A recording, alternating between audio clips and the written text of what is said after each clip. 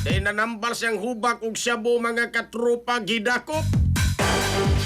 Detalye sa report, sayro nato kini piragi sa pagpamati ni katropa Eric Manunot Amaro. Live report. Live report. Laing individual na po, no? Sa syudad sa Sugbo, human usab ning matol pagitambal ni ang ginadili nga drogas katupag Jera sa Balatian ang kining mao nga dinakpan katupag Jera na sikop ni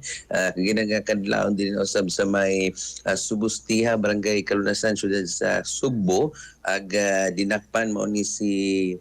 Rosalito Villa Hermosa aka Rosal katawang Jerry 56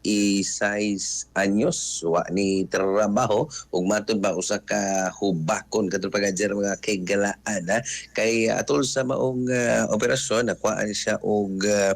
kining pipila ka mga putos gituon sa mga ginadling drogas katong pagajer particular na ini pog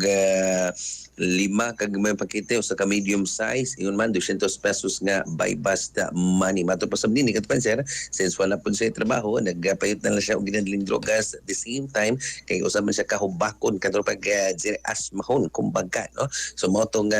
panahon nga motukar yung asma katong sir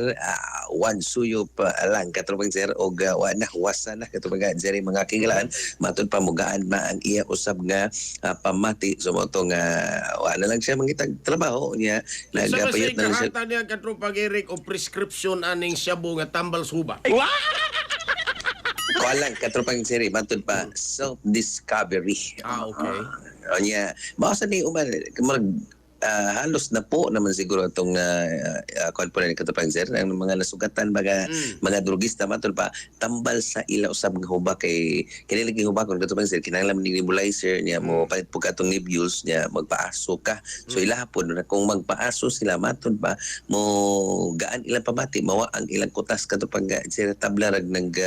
nebulizer sila katupag sir Murag nila magakahigalan nakuha nga kining shabu tambal sa hubak gubikan kay nebulizer aso man na paasuhan ra man na. So sakto na magpaso man na so ang katupag aso Jerry sa shabu mo ilang itambal eh. kay lagi kung kuan po katulad Jerry kay duman kini pong ginadling drogas himo ni para naman gini nga kanabag bisag gutom kapoy waytog kini pang murag pirming kuan po kining power or charge jud kayo ang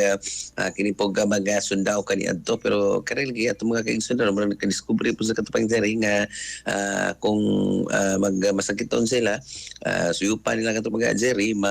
mura pag muarang-arang ang ilang pamati depende ni kung nadaba sila sa mind conditioning sa ginadling drogas or mao gid ang ilang pamati katong pag Jerry pero ang uban lagi kasagaran sa kini po tungingon sa unang kagina mga halos na po ka mga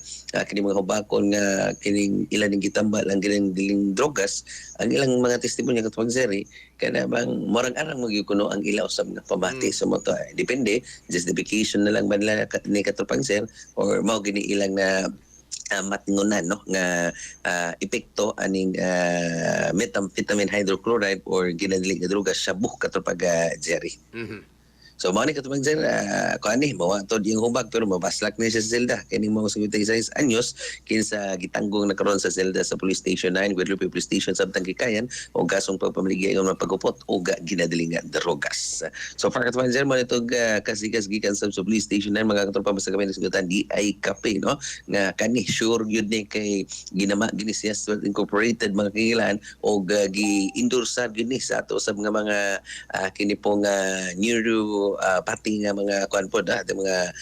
doctor of alternative medicine no kining kape na to nga good for the heart, good for memory, good for immune system kape nga tambal makikila Santom Plus Cough Mix ngunay kamunggay soya powder uga mangustin asa pa mo ari nata sa epektibo garantisado Santom Plus Cough Mix alang sa Rikusan Pilipino para sa Pilipinas yung katrabaho Eric Amaro XFM News XFM report.